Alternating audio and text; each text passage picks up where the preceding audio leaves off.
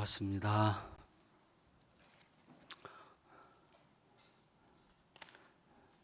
이 말이 너무 영혼이 없게 들렸죠. 반갑습니다.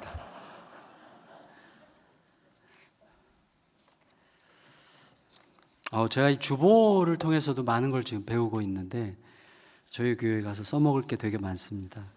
하여튼 이번에 저는 수익을 많이 얻었습니다. 와서 이것저것 많이 배우고 가는 것 같습니다. 오늘 저는 우리 삶에 대해서 생각하면서 우리 삶이 참 애매하고 혼란스러운 게 참 기본이다, 당연하다 이 얘기를 하고, 그리고 애매한 게 왜 우리의 삶에서 그냥 운명적으로 자연스럽게 받아들여야만 하는 현실이 아니라 어쩌면 하나님께서 그렇게 허락하신 것일 수 있다는 생각을 하고, 또 하나님께서 그렇게 허락하신 이유가 무엇인지, 그래서 애매하기 때문에 우리가 얻을 수 있는 유익이 어떤 건지, 그리고 애매한 중에도 우리가 어떻게 선명한 걸음을 걸을 수 있는지, 그리고 애매한 중에 선명하게 걷는 길을 구체적으로 우리가 어떤 방식으로 생각하고 적용할 수 있겠는지, 이런 것들을 짧게 여러분과 나누도록 하겠습니다.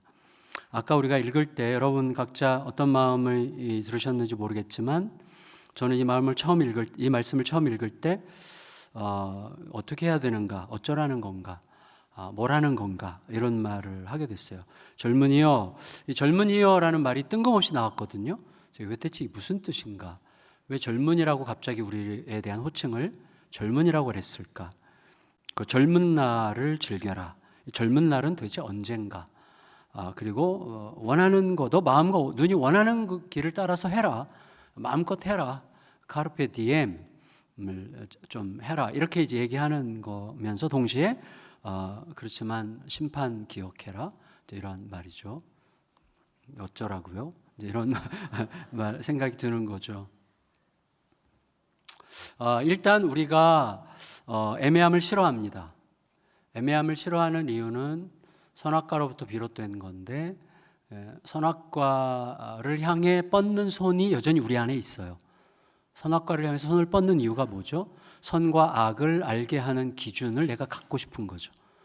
그래서 옳아, 틀려라고 내가 판단하는 판단자가 되려고 하는 열망이 항상 우리 안에 있거든요. 그렇기 때문에 판단할 수 없는 애매한 채로 견디는 시간이 너무나 힘듭니다. 그 애매한 채로 있는 것 자체가, 혼란스러운 상태로 있는 것 자체가 너무나 고통스럽습니다. 뭔가 정돈이 돼야 되거든요. 하지만 하나님은 우리의 삶을 그렇게 허락하지 않으셨어요. 애매한 채로 살게 하셨어요. 혼란 중에도 그냥 살아가게 하셨어요. 그래서 그게 도대체 어떤 의미인지를 좀 생각했으면 좋겠습니다.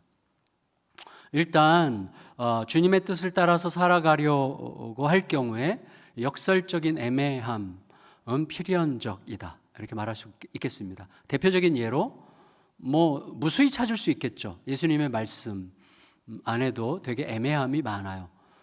죽고자 하는 자는 살 것이고 살고자 하는 자는 죽을 것이다. 이 말도 무척 애매한 말이에요. 왜냐하면 우리는 죽으려고 합니다. 이유는 살려고. 그래서 살기 위해서 죽으려고 하는 것을 죽는 거라고 할 수 있겠는가? 죽음이 목적일 때 죽는 거죠. 죽음이 목적이 되는 게 죽음이라면 살기 위한 죽음은 죽음이 아니겠죠. 그러니까 이걸 어떻게 적용해야 되는가? 무척 헷갈립니다. 높아지고자 하는 자는 낮아질 것이고 낮아지는 자는 높아질 것이다. 우리는 낮아지고자 합니다. 이유는 높아지기 위해서죠. 그러니까 높아지기 위해서 낮아지는 것을 진짜로 낮아지는 거라고 할 수 있는지. 저도 가끔 예수님의 그 말씀 있잖아요.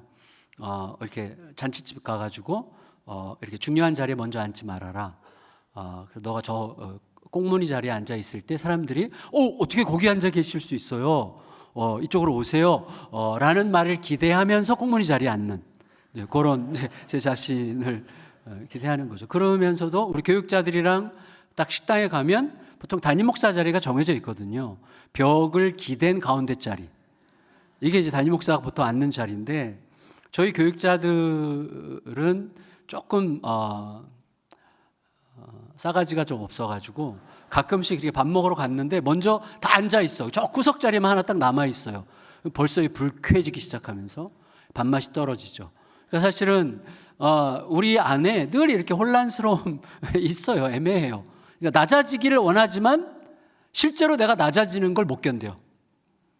이게 우리들이죠. 그래서 낮아질 수 있는 경우에도 전제가 있는 거예요. 높아질 수 있다면, 높아질 기회가 나에게 확실할 때 낮아지려고 하는 거죠. 그래서 높아질 기회가 확실할 때 낮아지려고 할 때 그것을 낮아지는 거라고 할 수 있는가? 왜? 높아지기 위한 행동이잖아요. 그러니까 예수님의 말씀 안에도 무척 애매하고 헷갈리는 게 굉장히 많거든요. 그래서 첫 번째로 우리의 삶이 애매하다는 것을 인정하는 게 무척 중요하다는 말씀을 드리고 싶습니다.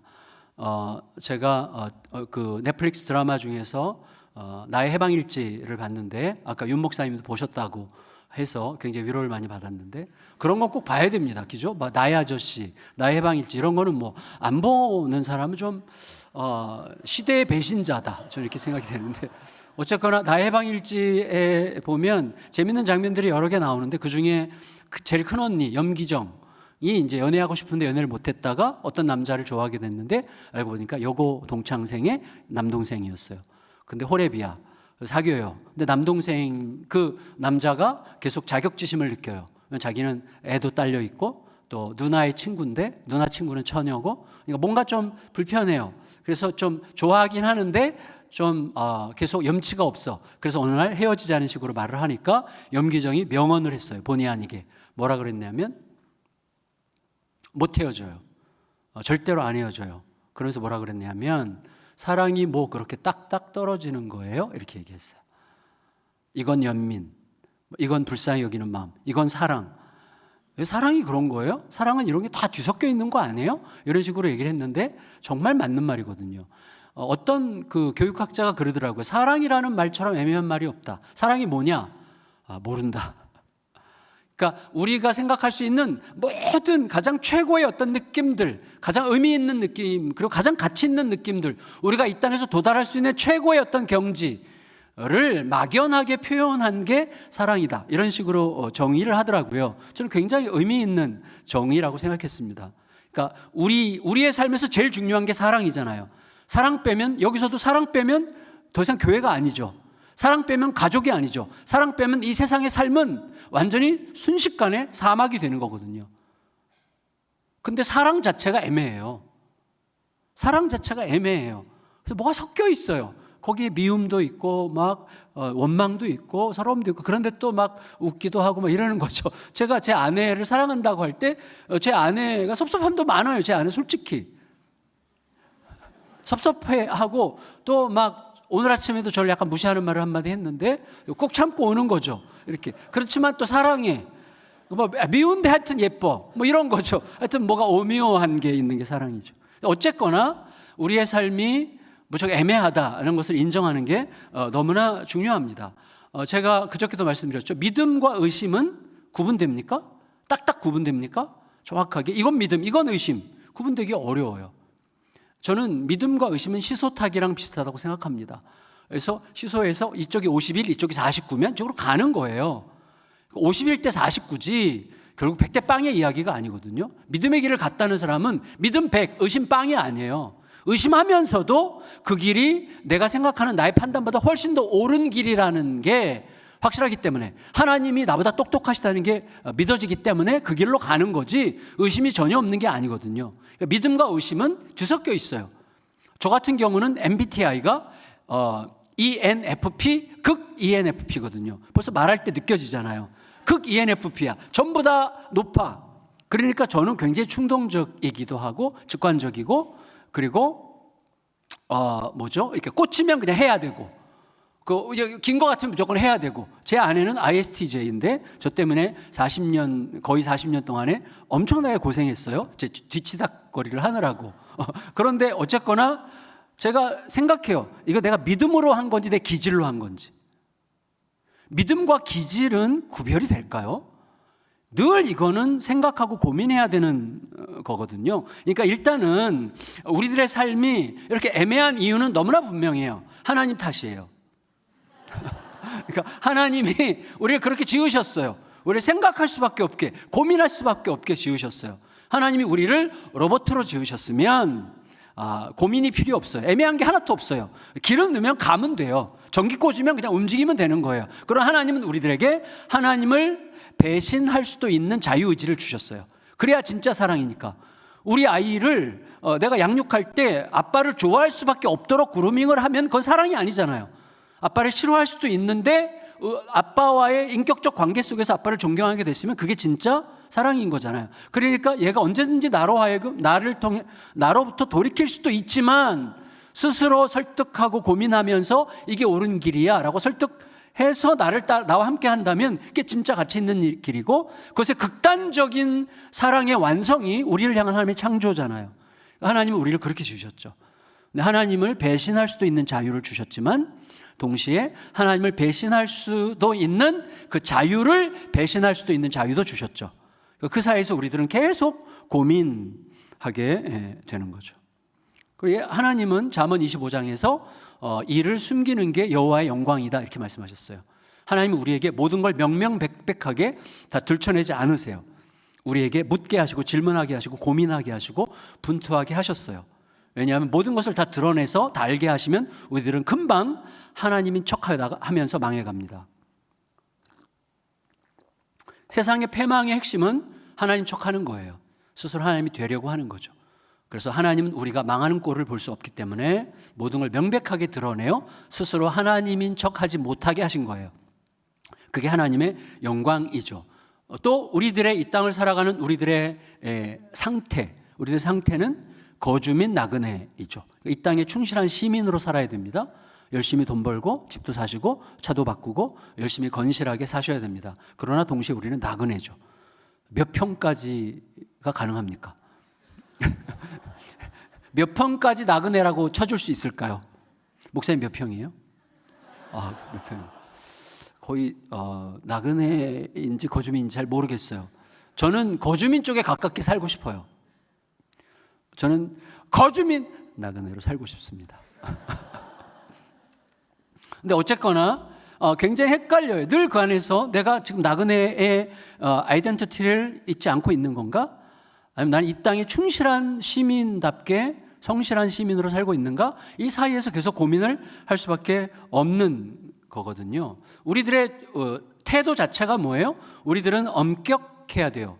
이건 존 딕슨이라는 호주의 신학자가 말한 건데, 초대교회의 특징, 엄격해야 기준이 분명하고 경계선이 분명해야 우리가 순결을 지킬 수 있어요.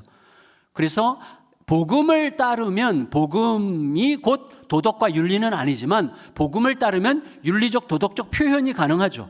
자연스럽게 따르게 되죠. 그래서 경계선이 분명히 뚜렷하게 세워지고 거룩은 비거룩과 분명한 경계선을 만듭니다. 그래서 비거룩으로 하여금 굉장히 불편하게 만들죠. 그러나 동시에 우리는 거룩을 추구하는데 용서하고 품어야 돼요. 남과 완전히 달라야 되는데 그들과 함께 있어야 돼. 이게 우리들의 자리죠.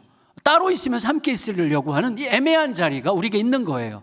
그래서 굉장히 우리의 거룩을 추구하다 보면 계속 경계선을 세우고 그들과 등지게 될 것 가능성이 많지만 그들을 계속 또 품어야 되는 거예요. 이게 우리들의 자리이기 때문에 무척 애매합니다. 저는 제 자신에게 가끔 위로하기 위해서 그렇게 얘기해요. 너가 이렇게 혼란스러운 거는 너무나 당연해. 너 혼란스러울 수밖에 없어. 왜? 너 하나님이 누구신지 알잖아? 하나님께서 보신다는 거 알잖아? 하나님께서 행하신다는 거 알잖아? 그리고 하나님께서 결국은 이 모든 일을 이루실 거라는 것도 알지. 아멘 해요. 근데 너 언제 어디서 어떻게 이루실지 모르잖아. 그러니까 헤매는 거 당연해. 그러니까 너 위로를 받아라. 이렇게 저에게 위로를 하는 거죠. 우리는 헷갈릴 수밖에 없어요. 하나님께서 하실 걸 알지만 언제 어디서 어떻게 하실 걸 모르기 때문에 늘 헷갈리고 고민하고 번민하고 힘들 수밖에 없는 거예요. 자, 이게 우리들의 자리다. 이걸 먼저 인정하는 게 너무나 중요합니다. 그런데 중요한 게 또 하나가 있어요. 그게 뭐냐면 애매함이 복이에요. 애매해야 돼요. 콘클라베라는 영화 보셨죠? 콘클라베라는 영화는 제가 볼 때는 머스트인데 이거는 꼭 보시면 좋겠는 명화거든요. 명화. 그래서 이 교황을 뽑는 최근에 교황을 뽑았잖아요. 그 시기에 맞춰서 우리나라에서 개봉을 했는데 콘클라베 영화를 보니까 거기 이렇게 되어 있어요. 거기 로렌스라는 추기경이 전체 콘클라베 회의를 주도하고 기조연설을 하는데 기조연설에서 이렇게 얘기했습니다. 확신은 포용의 치명적인 적입니다. 이렇게 얘기했어요. 그러니까 확신이라고 얘기할 때 이분은 뭐냐면 우리의 확신은 즉히 상대적 확신이에요. 이런 얘기 있죠. 강대상에서 하나님이 선포될 때 하나님은 참여한 성도들의 숫자만큼 쪼개어진다. 각자가 자기 경험, 자기 기질, 자기 입장, 자기 처지, 자기 상황에 따라서 하나님을 받아들여요. 그래서 여러분 굉장히 기질의 차이가 크거든요. 기질에 의해서, 상황에 따라서, 입장에 따라서 하나님에 대한 이야기가 다 달라지는 거거든요. 그래서 이렇게, 근데 자기는 확신해요. 그래서 내 확신과 다른 사람들을 정죄해, 칼을 들어. 그래서 이렇게 얘기한 거예요. 로렌스 추기경이 확신은 포용의 가장 치명적인 적입니다. 그래서 우리는 기도하십시다. 의심할 줄 아는 교황을 위해서 기도합시다. 죄를 짓고 회개하는 교황을 위해서 기도합시다. 이렇게 얘기해요. 자신이 얼마나 무능하고 연약한 자인지, 얼마나 쉽게 죄에 노출될 수 있는 자인지, 그러나 노출되고 또 심지어 넘어지더라도 다시 주님 앞에 엎드릴 줄 아는 그런 교황, 그리고 의심할 줄 아는 사람을 우리가 위해서 기도합시다. 이렇게 얘기하거든요. 이게 중요해요. 그래서 애매함이라는 건 결국 뭐냐면 종교개혁자들도 의심의 가치를 굉장히 높이 평가했거든요. 의심은 굉장히 중요한 거예요. 우리가 보통 나쁜 의미로 의심하는 자 어찌 의심하느냐 이렇게 할 때 그 의심과 정말 그리스도의 뜻을 제대로 알기 위하여 하는 의심은 필요한 거예요. 도마의 의심 덕분에 우리가 받게 된 하나님의 위대한 말씀들이 있잖아요. 예수님의. 그런 것처럼 의심이 때로 필요한 거예요. 근데 애매함을 인정하지 않으면 의심을 정죄하는 거예요. 어떻게 의심할 수 있어?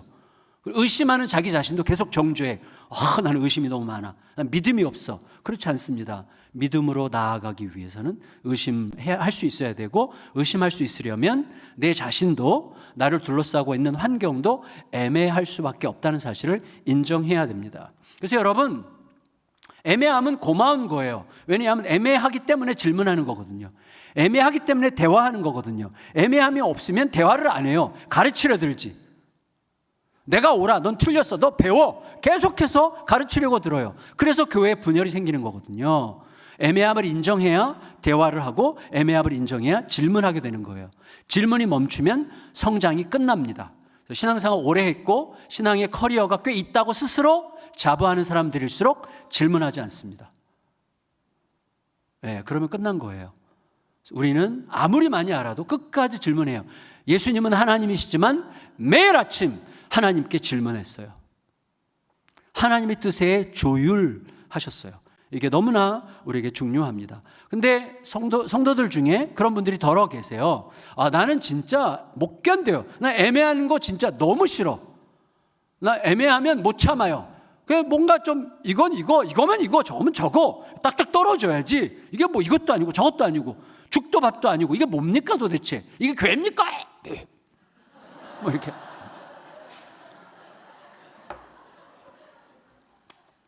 그런 분들은 신천지 가시면 돼요. 신천지. 죄송합니다. 왜냐하면 신천지 가면요 딱딱 떨어져요. 애매한 게 한 개도 없어요. 신천지의 조상이 전도관이에요. 신천지가 옛날에 박태선이라는 교주가 있어요. 신천지는 지금 십몇만 명이잖아요. 그때 박태선의 전도관은 100만 명이었어요. 제가 거기서 태어나서 너무나 감사하게도 저희 아버지가 거기서 굉장히 고위직이었어요. 강원도 책임자였는데 거기서 바람을 펴가지고 쫓겨났어요. 저에게 이복 여동생이 있어요. 이복 여동생. 그래서 저희 아버지 여비서랑 사이에서 애가 나와가지고 저희 가정이 쫓겨나서 진짜 저희 아버지께 너무 감사해요. 갈수록. 그래서 저희 아버님 돌아가시기 전에 완전 다 용서했어요. 다 용서하고 저랑 화해하고 돌아가셨는데 좀 감사한 일이에요. 그것도. 근데 어쨌거나 그 덕분에 저희 교회가 저희 가정이 전도관에서 나왔는데, 전도관 기억해 보면요 진짜 모든 게 완전 딱딱 떨어져요. 걱정할 게 한 개도 없어요. 먹을 거 먹지 말아야 할 것까지 다 정해져 있어요. 갈치 먹으면 안 됩니다. 그다음에 조기 먹을 수 있습니다. 고등어 못 먹습니다. 뭐 이렇게 정해져 있어요. 복숭아 못 먹습니다. 포도 먹습니다. 사과 먹을 수 있습니다. 자두 못 먹습니다. 이게 다 정해져 있어요. 딱딱. 그리고 이 전도관의 대문, 그 전도관의 이 울타리가 있거든요. 울타리 밖 몇 미터까지 못 나가. 몇 미터까지만 나갈 수 있어. 뭐 이런 거예요. 그 전도관 밖에 있는 사람들은 전부 다 사단의 자식들. 우리는 천사의 자식, 하나님의 자식들. 뭐 이렇게 경계선이 딱딱 나눠져 있어가지고 테레비 못 봅니다. 근데 중요한 건 뭐냐면 몰래 다 먹어요. 몰래 다 봐. 몰래 도망쳐서 저 시내 갔다 오고 막 그랬어요. 그러니까 어차피 못 지켜. 그렇지만 거기 가면 모든 게 답을 다 줘. 답을. 교주의 입만 바라봐. 그러니까 전부 다 그루밍 당한 어린애들이에요. 이단의 불행이 그거예요. 전부 다 가스라이팅 당한 어린애들만. 더 이상 성장하지 않아요. 왜? 고민하지 않으니까, 분투하지 않으니까, 대화하지 않으니까, 묻지 않으니까, 의심하지 않으니까 성장하지 못하는 거예요. 그래서 애매함이 복인 거예요. 애매함. 그래서 그 WBC라는 주석이 있는데, 제가 누가복음 옛날에 공부하다가 누가복음 WBC 주석 쓴 분이 존 널랜드라는 분인데, 그분이 거기서 그렇게 얘기하더라고요. 1장을 주석하면서 이렇게 몇 가지 단어들을 얘기하면서 이 단어들은 구약적 관점에서 이렇게 해석될 수 있고, 신약의 관점에서 이렇게 해석될 수 있고, 독자에 따라서 이렇게 해석될 수 있고, 이렇게 풍성하게 해석될 수 있어서 참 애매하다. 그러면서 이 애매함이 복이다. 이런 얘기를 했어요. 그래서 어떤 표현을 썼는가 하면 happy ambiguity라는 단어를 썼어요. 행복한 애매모호함. 그래서 굉장히 매력적인 말이었어요. 그러니까 애매모호해서 다양한 학자들의 다양하고 풍성한 입장을 들을 수 있는 거죠. 여러분, 우리가 답이 이거밖에 없다 그러면 대화가 왜 필요합니까?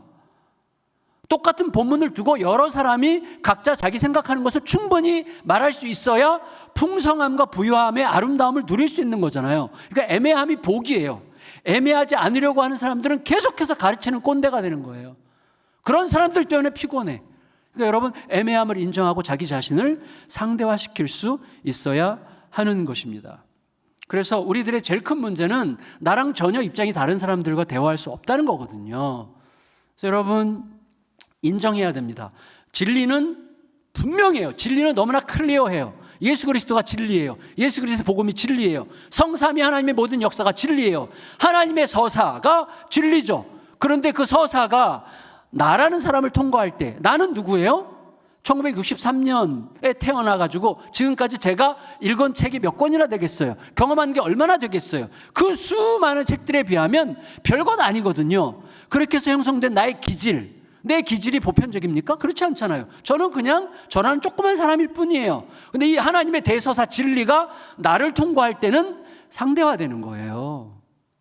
그러니까 너가 이해한 것과 내가 이해한 것이 다를 수 있는 거예요. 그러니까 대화를 통해서 풍성함을 이루어 가야죠. 그게 교회의 영광과 위대함이거든요. 근데 교회에서 더 이상 대화하지 못한다면, 제가 2009년에 개척하기 전에 2006년에서 2009년까지 서초동에 있는 70년 된 교회 담임 목사였거든요. 그 교회 갔어요. 그래서 우리 좀 중견교회, 좀 적지 않은 중견교회였는데 그 교회 처음에 가자마자 제가 경악했어요. 왜냐하면 제 전임 목사님께서 성도들을 못 모이게 했다는 거예요. 지금 여기 이 목장 모임이 얼마나 아름답습니까? 모이지 말라 그랬다는 거예요. 모여봤자 교회 욕하고 담임 목사 욕한다고 모이지 말랬다는 거예요. 이게 얼마나 무서운 이야기예요. 대화가 실종된 교회는 죽은 교회죠. 근데 어쨌거나 상황이 애매하기 때문에 대화가 필요하고 고민과 의심이 필요하다는 것을 알아야만 성장할 수 있다는 사실을 기억해야 됩니다. 그런데 결정적으로 중요한 게 있어요. 그게 뭐냐면 애매해도 선명한 길을 걸을 수 있다는 것입니다. 여러분 꼭 기억하시면 좋겠어요. 상황은 애매하지만 우리들은 굉장히 레디컬하게 행동할 수 있어요. 왜? 예수 그리스도의 진리는 항상 우리에게 뚜렷하게 다가오기 때문이에요. 사랑해야 되냐 말아야 되냐, 이것도 굉장히 많은 고민이 필요하지만 명백한 게 훨씬 많아요. 근데 명백한 걸 명백하지 않은 것처럼 생각하는 이유는 내가 순종하고 싶지 않을 때예요. 순종하고 싶지 않을 때는 굉장히 고민을 스스로 더 많이 하려고 하는 경향이 우리들에게 있단 말이죠. 자, 성경에 누가복음 19장에 열문화 비유가 있습니다. 달란트 비유가 있고 문화 비유가 있는데 두 개가 약간의 차이가 있어요. 한 달란트가 대략 얼마 계산하죠, 목사님?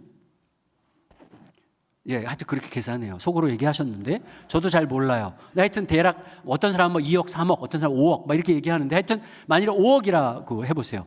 근데 한 문화는 20분의 1 달란트거든요. 그 2,500만 원이에요. 한 달란트가 5억이라면 한 문화는 2,500만 원이에요.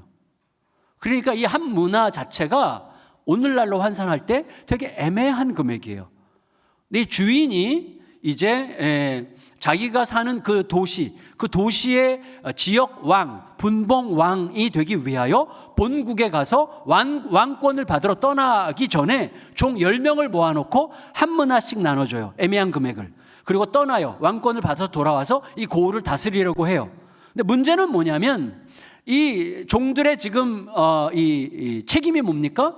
주인이 나를 신뢰해서 맡겨준 애매한 걸 가지고 주인을 신뢰하는 방식으로 장사해야 되는 거예요. 근데 이 종들이 장사해야 되는 대상들은 이 도시 사람들이죠. 근데 그 도시 사람들이 이 주인을 싫어해.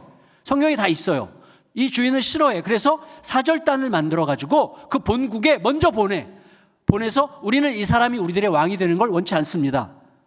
이 사람이 우리 왕이 되는 날에는 무슨 일이 생길지 책임 못 집니다. 뭐 이런 식으로 얘기를 해요. 그러니까 종들의 위치가 얼마나 애매해요? 주인이 신뢰함으로 맡겨준 애매한 걸 가지고 주인을 신뢰하는 방식으로 주인을 신뢰할 수 없는 사람들을 상대로 장사해야 되는 거예요. 그게 신자의 자리예요. 그게 초대교회의 자리였어요. 초대교회 성도들, 자, 예수 그리스도의 복음이 진리죠. 그 진리는 그들의 진리가 아니라 로마의 진리고 세계의 진리고 우주의 진리죠. 온 역사의 진리예요. 근데 이 진리를 누구도 인정하지 않아요. 멸시하고 짓밟고 학대하죠. 근데 그들은 그 진리를 살아내야 되는 거예요. 놀랍게도 뭐예요? 초대교회 400년 동안 전도, 선교라는 단어가 전혀 없었지만 왜? 전도할 수 없었고 선교할 수 없었어요. 전도, 선교를 노골적으로 하는 순간 교회 공동체가 무너질 수 있기 때문에 그들을 함부로 전도할 수 없었어요. 전도하자, 선교하자 이런 말을 잘 못했어요. 예배도 몰래 드렸대요. 그리고 밖에서 누가 지켰어요. 낯선 사람이 들어오지 못하도록. 그런데도 교회는 엄청나게 부흥했죠. 왜? 한 문화를 받은 종들처럼 자기에게 맡겨준 주인이 왕으로 돌아올 것을 완전히 믿었기 때문이에요. 초대교회 성도들은 예수님께서 곧 오실 거라는 것을 완전히 믿고 살았어요. 그 믿음이, 예수님이 우리의 왕이라는 사실에 대한 믿음이 그들의 진짜 현실이었어요. 그래서 알렌 크라이더라는 분이 초대교회에 관해서 쓰면서 초대교회 성도들의 별명 중에 하나가 질문하게 하는 자였어요. 질문하게 하는 자. 무슨 말이냐면 같은 일상을 살아가는데 뭔가 다르게 행동해. 저런 상황에서 어떻게 저렇게 하지? 저런 상황에서 저런 표정이 나온다고? 저런 태도가 나온다고? 어떻게 저렇게 선택을 하지? 말이 안 돼. 그런데 이상하게 아름다워. 이상하게 매력적이야. 우리가 지금까지 살아왔던 모든 삶의 방식과 전혀 다른 방식으로 사는데 이상하게 매력적이에요. 신자들을 보니까. 그래서 자꾸 묻고 싶은 거예요. 그 질문들 속에서 한 사람, 두 사람씩 계속해서 그리스도의 공동체로 들어오면서 교회가 계속 확장해 갔던 거죠. 엄청난 속도로. 그런 거예요. 그러니까 애매해도 예수 그리스도가 진짜면 아주 선명해집니다. 저는 이거 제 자신에게 늘 말하는 건데 이건 확실해요. 예수 그리스도가 진짜가 될수록 길은 뚜렷해집니다. 그러나 욕심이 주도할수록 무척 복잡해집니다. 욕심이 들어가면 복잡해져요. 욕심이 들어가면 무척 계산적이 돼요. 아주 복잡해져요. 자꾸 꼬여 들어가요. 그래서 예수 그리스도가 내 안에서 진짜인 방식으로 살아가는 법을 매일매일 배우는 게 너무너무 중요합니다. 그러니까 이거예요. 제가 매일 제 자신에게 선포하는 너가 복음 위에 서 있느냐를 저에게 가르쳐야죠. 복음을 가장 먼저 내 자신에게 가르쳐야 되죠.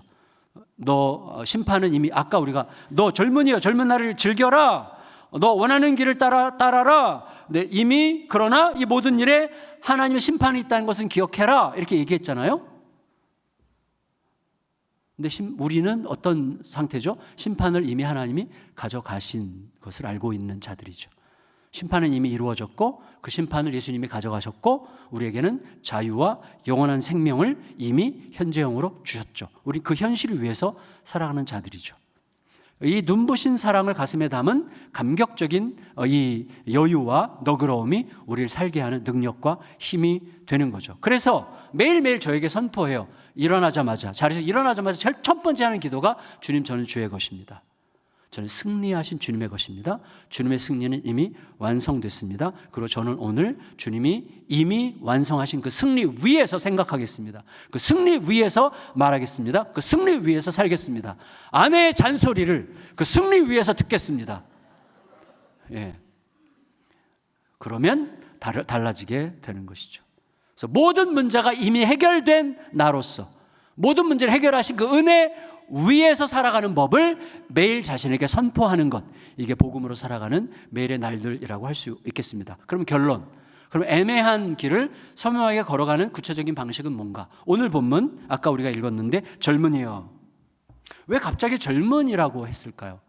지금까지 젊은이라는 단어가 한 번도 안 나오다가 갑자기 11장 9절에 나왔거든요. 왜 젊은이라고 했을까요? 이 젊은이가 어떤 특정한 세대를 가르치는 거라면 되게 웃겨지는 거예요. 왜냐하면 지금까지 전도서 전체는 모든 세대 남녀노소에게 했던 말을 해왔거든요. 근데 갑자기 젊은이여라고 하면 나머지 세대들은 갑자기 이 본문에 대해서 소외감을 느낄 수밖에 없는 거예요. 이 젊은이는 그래서 상징이어야 돼요. 어떤 상징일까요? 이거예요. 전도서는 뭘 깔고 시작하죠? 헛되고 헛되니 모든 것이 헛되도다를 깔고 시작해요. 모든 게 헛되다. 그런데 헛된 것 위에 하나씩 건물을 세워요. 그 중에 하나가 뭐죠? 때예요. 모든 것이 때가 있도다. 때를 두신 분이 계시죠. 때를 두셨다면 때를 두신 뜻이 있는 거죠. 허무함 위에 때를 두시고 때에 대한 뜻이 있는 거예요. 그 뜻을 이루는 길이 뭐냐를 쭉 하는데 전도서를 쭉 읽어가다 보면 특별히 7장에 하나님께서 강조하시는 게 어제 일도 아무것도 아니고 내일 일도 아무것도 아닌데 오늘을 살라는 거예요. 오늘. 전도서의 전체 주제는 오늘을 살라는 것입니다. 오늘을 하나님을 경외하는 방식으로 살아라 라는 거예요. 그래서 깨닫게 됐어요. 젊은이여, 이 말은 무슨 말이냐면 오늘을 살고자 하는 자들이여 라는 뜻이에요. 왜냐하면 여기 20대부터 80대까지 계시더라도 모든 나이의 사람들이 살아갈 날은 어제는 못 살아요. 이미 지나갔어. 우리는 오늘과 내일을 살아가는 거예요. 그런데 오늘은 우리가 살아갈 모든 날들 중 가장 젊은 날입니다. 그래서 오늘을 살고자 하는 자들이 젊은이에요. 80이어도 상관이 없어요. 오늘은 우리의 살아갈 모든 날들 중 가장 젊은 날이죠. 그래서 청년이여, 그 말은 오늘을 살고자 하는 자들이요, 그 말이에요. 그럼 오늘 어떻게 살아야 될까요? 그게 우리들에게 너무나 중요하죠. 오늘 저는 태어난 지 22,468일째입니다. 제가 매일매일 제가 5년째 적고 있어요. 이건 이제 김교신 선생님을 흉내내는 건데, 제가 김교신의 성서조선을 1986년도에 접하고 완전히 거기에 빠졌어요.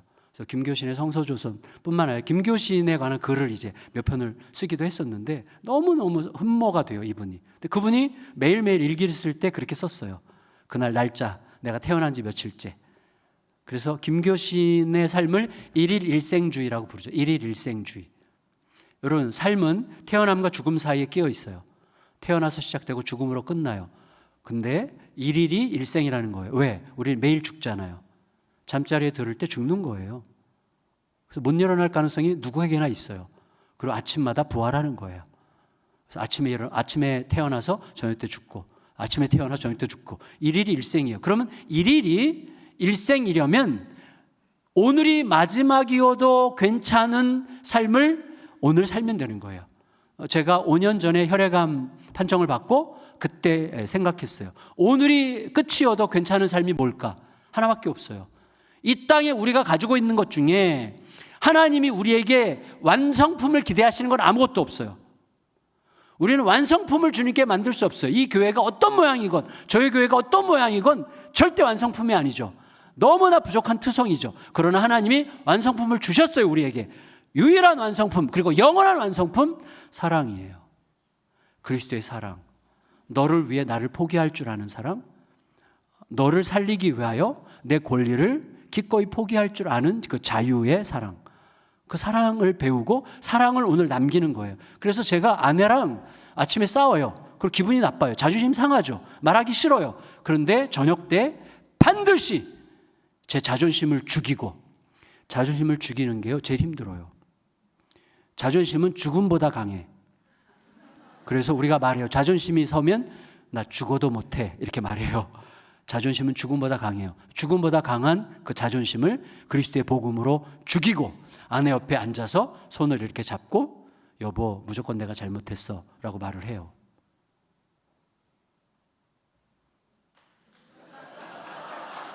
박수 치지 마세요. 왜냐하면 아내가 이 설교를 만일에 듣는다면 몇 번이나 그랬다고 이렇게 말할 거야.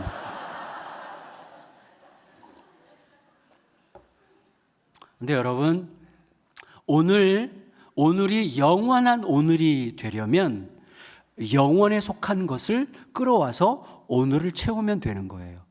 근데 이 땅에 존재하는 것들 중에 영원한 것은 사랑밖에 없어요.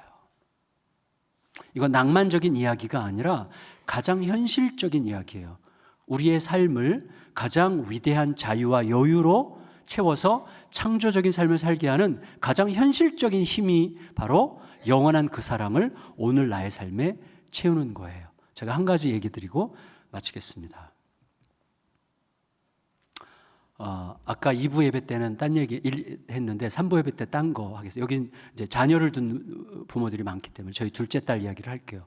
저희 둘째 딸이 지금은 34살인데 이 아이가 초등학교 6학년 때부터 저랑 이제 원수가 됐어요. 이 아이가 이 ADHD를 심하게 알았는데 저희가 몰랐어요. 근데 아주 거칠었어요. 아주 거칠고 또 세고 그리고 말빨이 세고, 그래서 제 아내랑 싸우면 제 아내는 늘 죽고 싶다고 얘기했고 방문도 여러 번 부서졌고 하여튼 그래요. 그러니까 입이 거칠고 침 잘 뱉고, 그리고 제가 안산 동산교회 부교육자일 때인데 부끄러웠어요. 그래서 이 아이로 인해서 제가 자신이 없었어요. 그러니까 곧 내가 목회를 그만둬야 된다고 생각할 정도였어요. 설교할 때마다 설교하려고 딱 서면 성도들이 다 이렇게 얘기하는 것 같아요. 속으로 지 딸이나 잘 키우지. 그 안산은 조그만 도시거든요. 근데 교회는 상대적으로 크니까 나가면 꼭 몇 명씩 만나. 어느 날은 성도들이 쭉 와가지고 목사님 저한테 목사님 집에 무슨 일 있어요? 왜요? 목사님 둘째 딸이 그렇게 목사님 욕을 하고 다녀요? 뭐 이렇게 저는 막 내가 뭘 잘못했길래 인연이 이렇게 나를 힘들게 하나, 너무 힘들었어요 진짜로. 그래서 제가 목회자로 사는 게 좀 힘들 만큼. 근데 이 아이가 공부는 일단 기대도 안 하고 완전 바닥이고, 그리고 안산은 그 당시에 시험 봐서 고등학교를 가야 되는데 갈 학교가 없어요. 그래서 그냥 인내하고 참고 하는데 어느 날 엄마를 너무 힘들게 해가지고 제가 얘랑 말싸움을 했는데 정말 거칠은 말을 막 했는데 얘가 한마디로 저를 이겼어요. 아빠 몰랐어? 내가 세상에서 제일 싫어하는 거? 내가 세상에서 제일 싫어하는 사람이랑 이야기하기 싫거든. 그 말에 제가 완전히 KUP하고 울었어요. 제 방에 가서. 그러니까 더 이상 대화가 안 되는 거예요. 근데 놀라운 이제 두 가지 일이 생겼는데, 하나는 그때 제가 이제 다행히 그 교회를 떠나서 아까 얘기했던 서초동의 그 교회 담임 목사로 부임을 했고, 얘가 아름아름해서 안산에서는 갈 고등학교를 못 찾고 저기 남양만에 있는 학교 중에 있어요. 지금은 엄청 좋은 학교가 됐는데 그때는 고등학교에 갈 성적이 안 되는 아이들을 모아서 이제 가르치는 학교였어요. 학교 이름은 얘기하지 않겠습니다. 어쨌거나 그 학교로 갔어요. 이 아이가 저에게 완전히 복음이었어요. 왜냐하면 기숙학교야. 그래가지고 얘가 월요일부터 금요일까지는 없어 집에. 너무 편한 거예요. 너무 행복했어요. 그리고 금요일 저녁에 오면 금요일 오후부터 벌써 이제 머리가 아프기 시작하고 힘든 거예요. 거기서도 똑같은 거죠. 근데 거기 더 힘들죠. 담임 목사니까. 이 아이가 부서에서 예배도 제대로 안 드리고, 얘가 애들이랑 싸우면 어떡하나. 애가 또 세거든요. 겁은 많은데 세 보여요. 세 보여. 키도 저보다 크고 예쁘게 생기고 또 이렇게 좀 하여튼 멋있어요. 애가 멋있게 세. 근데 어느 날 새벽에 제가 기도를 하는데 하나님께서 이렇게 말씀하셨습니다. 야, 내가 사랑하라고 준 딸을 너가 사랑하지 않는데 내가 뭘 어떻게 하겠니? 너의 딸은 너의 사랑을 통해서만 변할 거야. 근데 제가 딸을 사랑하지 않는다는 것을 너무나 명백하게 가르쳐 주셨어요. 왜냐하면 저는 딸을 사랑한 적이 없더라고요. 딸에게 계속 화를 내고 딸이 오면 힘들고 불안한 이유가 뭐냐면 딸을 사랑하는 게 아니라 여러분 사랑하면 두려움이 없어집니다. 사랑하면 품게 되고 근데 딸이 귀찮고 불안하고 두려워. 왜? 딸에 대한 기대를 사랑했기 때문이었어요. 그러니까 얘가 내 기대대로 하는 것 같으면 편안하고 내 기대대로 안 하면 막 화가 나고 얘가 내 기대대로 안 하는 것 때문에 너무 힘든 거예요. 그래서 내가 그 아침에 엄청나게 회개했어요. 하나님, 저는 딸을 사랑한 적이 없고 딸에 대한 기대만 너무너무 사랑했습니다. 오늘부터 딸을 사랑하도록 도와주십시오. 딸에 대한 기대를 내려놓겠습니다. 포기하진 않겠지만 사랑만 하게 해주세요. 어떻게 하면 될까요? 못한다. 너 못해, 사랑. 그러면요, 죽어야지. 사랑은 그래서 죽는 거야. 그럼 제가 죽는다는 게 뭘까요? 막 이제 하나님과 대화하는 거예요. 죽는다는 게 뭘까요? 너 집에 가서, 그 아이가 어젯밤에 왔거든요. 집에 가서 딸에게 사죄해라. 너가 사랑하지 않은 것에 대해서 사죄해라. 이런 감동을 주셨어요. 와, 이제 제가 즉각적으로 순종하지 않으면 제가 머리가 엄청 좋거든요. 잔머리가. 그래서 이걸 즉각적으로 순종하지 않으면 순종하지 않아도 되는 이유를 한 30가지쯤 즉시 생각할 수 있어요. 그러니까 즉시 순종을 해야 돼. 집으로 막 가는데 불만이 막 생기는 거예요. 불만이. 잘못은 전현이 다 했는데 왜 내가 사과를 하는가? 이런 억울한 마음이 드는 거예요. 그래서 순종을 하기 위해서 집에 와서 아이를 깨워가지고 앉혀놓고 애는 막 뭐야? 막 그러는데 무릎을 꿇고 사죄했어요. 아빠가 기도하는데 아빠가 널 사랑하지 않았대. 그게 맞아. 아빠도 깨달았어. 너에 대한 기대를 사랑했어. 오늘부터 너에 대한 기대를 내려놨어. 너를 포기하겠다는 뜻이 아니라 너에 대한 하나님의 뜻만 믿기로 했어. 아빠는 너를 사랑할 거야. 너가 아빠 딸이라는 것 때문에 행복할 거야. 너가 건강하다는 사실만으로 충분히 행복할 거야. 그렇게 할 거니까 너도 노력을 해줘. 그때 이 아이가 못 들은 척 하더라고요. 뭐야, 이 뭐야, 뭐 이러면서 이렇게 제가 사과하다가 자존심이 너무 상해가지고 사과하다가 취소할 뻔했어요. 진짜 너무 힘들어서 제 방에 갔어요. 그리고 이제 한참 앉아있다가 주일 보내고 월요일 아침이 됐는데 기적이 일어났습니다. 기적. 두 가지 기적. 첫째 기적. 아빠가 지난 토요일 날 무릎 꿇고 사과했는데 딸이 안 변했어요. 똑같아. 그대로야. 여러분, 무릎 꿇고 사과해도 안 변합니다. 두 번째 기적. 얘가 학교 간 지 3시간, 2-3시간 지났는데 너무너무 보고 싶어졌어요.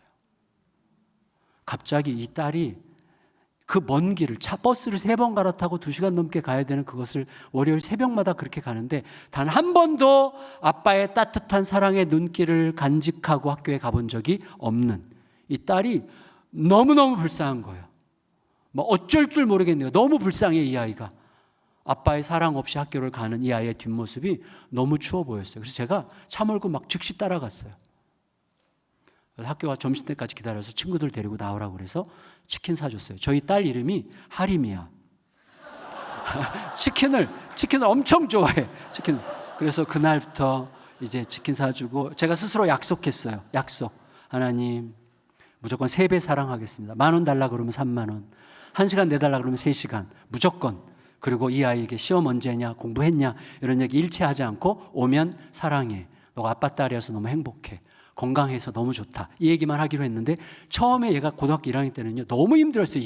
이게 죽음이더라고. 죽음. 사랑은 죽는 거야.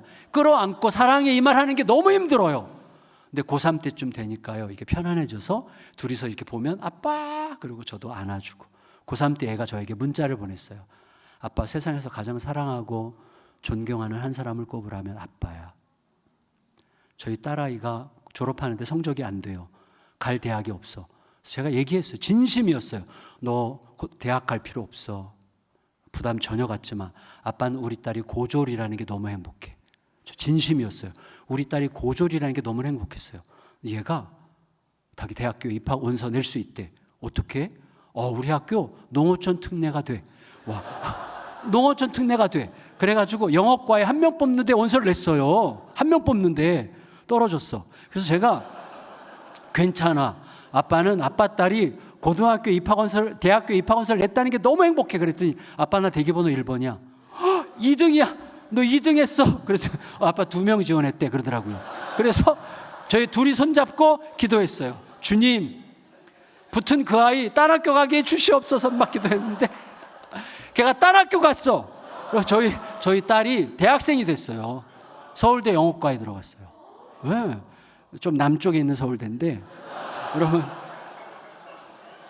천안에 가면 남서울대학교라고 있어요. 저는 남서울대학교를 진짜 존경해요. 그리고 진심으로 사랑해요. 저희 딸을 받아준 학교. 저희 딸이 대학교 1학년 때 올 F, 전과목 낙제였어요. 어떻게 그랬어? 아우, 대학생활 이렇게 재밌는지 몰랐대. 그냥 정문 들어가서 무조건 노는 거야. 수업을 아예 안 들어갔대요. 어떻게 하려고 그랬더니 1학년 마치고 호주에 워킹홀리데이 갔다 와서 공부해야 될 이유를 알았다고 얘기했고, 3학년, 4학년 때 장학금 받고 졸업하고 나서 저희 교회에서 제가 제일 아끼는 부목사랑 눈이 맞아서 결혼을 했어요. 지금 그래서 결혼한 지 9년째 됐고, 미국에 결혼하자마자 제가 나가라고 그랬어요. 나가라. 성도들이 오해하니까 나가서 미국에 있는 교회, 김한유 목사님네 교회 부목사로 가서 있다가 작년 9월에 개척했는데 엄청 지금 부흥하고 있어요, 교회가. 엄청 일해봤자 그냥 이렇게 개척교회라. 근데 어쨌거나 제가 말씀드리려고 하는 핵심은 뭐냐면, 사랑이, 괴테가 평생 그렇게 작품들을 남기고, 괴테 인생의 마지막 한 문장을 요약하자면 그게 뭐죠? 사랑이 이긴다예요. 우리는 그걸 믿는 사람들입니다. 오늘을 살고자 하는 자, 무엇으로? 영원한 그 사랑으로 채워 살고자 하는 자가 진짜 승리자입니다. 그런 인생, 그런 가정, 그런 교회로 날마다 세워주시기를 예수님의 이름으로 축원합니다. 우리 같이 기도하겠습니다. 오늘 말씀 생각하면서 짧게 각자 기도하겠습니다.